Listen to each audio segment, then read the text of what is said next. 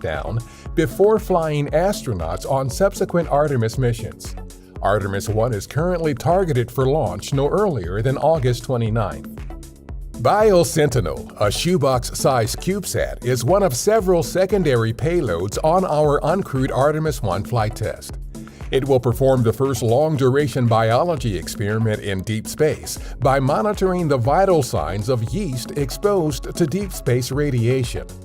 Yeast cells have some biological similarities to human cells, so BioSentinel could help us better understand the risks of space radiation to humans and other biological organisms as we plan crewed exploration missions to the Moon and beyond.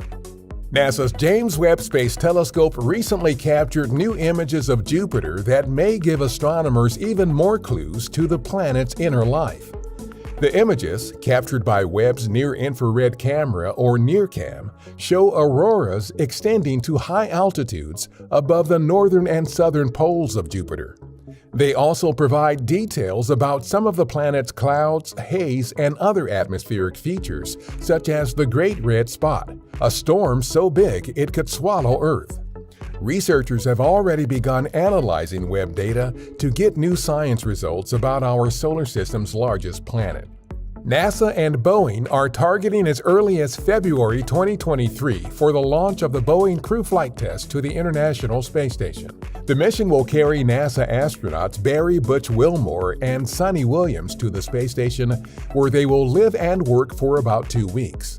This is the first flight of the company's CST-100 Starliner spacecraft with astronauts. The mission will demonstrate the ability of Starliner to safely carry astronauts to and from the station. Find out more about NASA's Commercial Crew program at nasa.gov/commercialcrew. Engineers recently installed and deployed the 30-foot-long solar array for our partner agency NOAA's Joint Polar Satellite System 2, or JPSS-2. The solar array deployment marked the last major testing milestone for the weather satellite ahead of its targeted November 1st launch at Vandenberg Space Force Base in California.